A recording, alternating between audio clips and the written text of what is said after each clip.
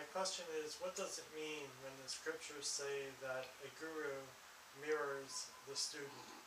Okay. Mirror for the student. Instead of mirrors a student, guru becomes mirror to a student. That would be the right thing to say. Okay. Guru becomes a mirror to student. Matter of fact, any pure guru won't be telling disciple to what to do, won't dictate the disciple, won't make blind followers. All they would do is let the disciple see own self.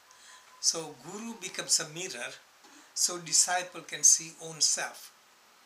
Because generally disciples want to be in illusion, they want to remain programmed, they want to find escape.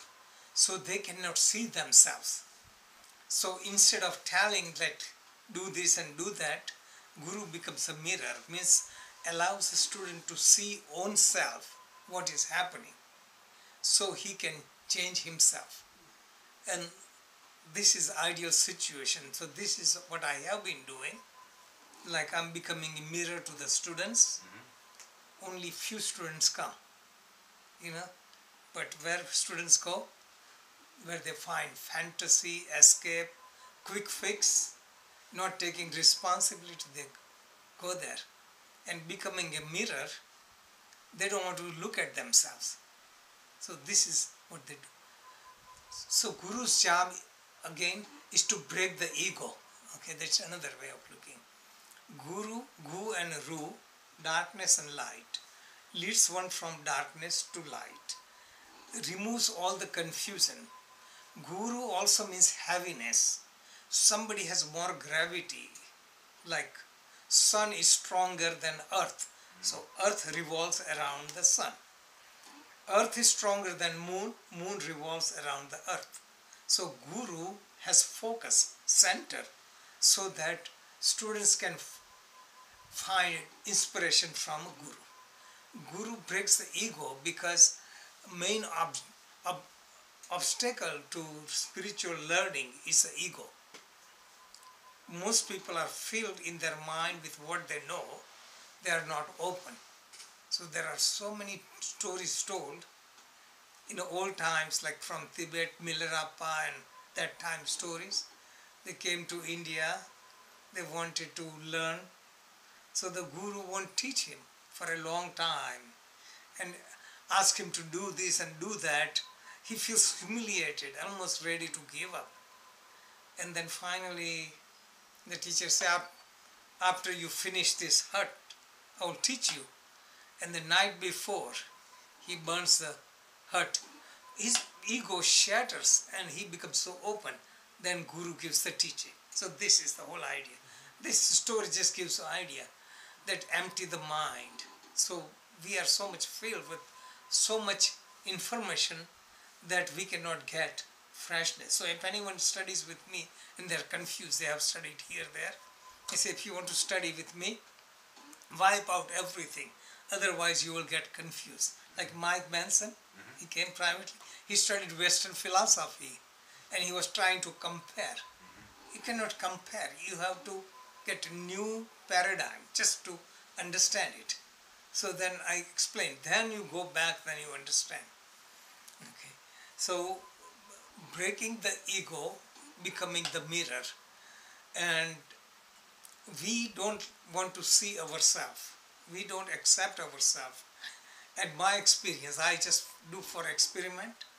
Just see somebody, who has some problem, and out of compassion, I want to tell them or direct them, like look at this, just like become a mirror. And what I find very, very frequently is that they justify it. They tell me why they are doing that. They say they are on the spiritual path. They are doing fine. They don't find any need to change. They feel good about it. And they build up the philosophy just for argument and defending themselves. This is what is ego. Ego defends yourself because you don't want to change. Because ego gets bruised when you have to do something. You have to take responsibility. And this is why Guru becomes a mirror, because breaks the ego and lets the student see. Otherwise, there are so many groups, and in the history that has happened, masses of people follow blindly and they don't get transformed. They don't know anything, they just keep on following. So, only person Guru prepares is the disciple stands on own feet. When Buddha was dying, the Ananda, his cousin and disciple, and other people asked, now you are gone, who would look after us? I said, don't depend upon me.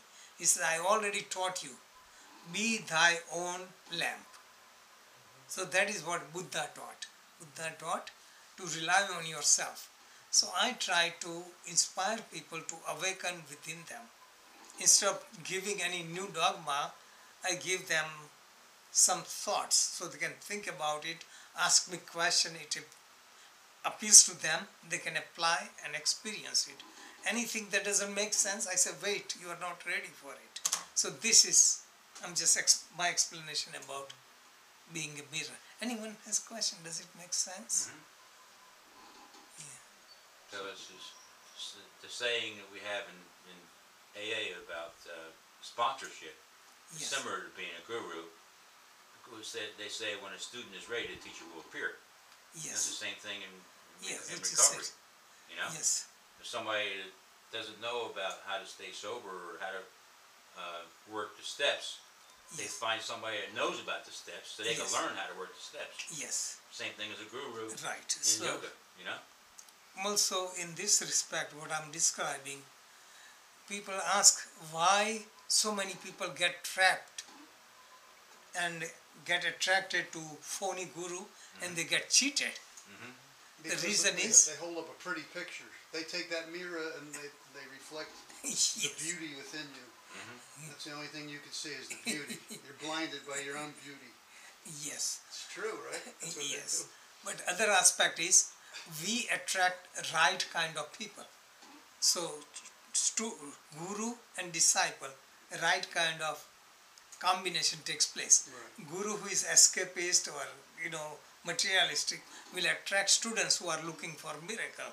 So guru will abuse the disciples, and disciple would try to abuse the guru. So that's right. And pure guru don't want anything, so they will find pure student. So this is general philosophy. So this is what means when disciple is ready, guru appears. Otherwise, if you're not ready, guru would be in front of you, you won't recognize it. Yeah, And when you are ready, you recognize. So if when Buddha came or Christ came in front of us, we won't know that. They come in disguise and we would miss it. Only who are ready can recognize. And there are some great masters in India. They live just like a poor person in a hut. People don't recognize it because they want to avoid the crowd, but only sincere seeker find them. So this is the principle.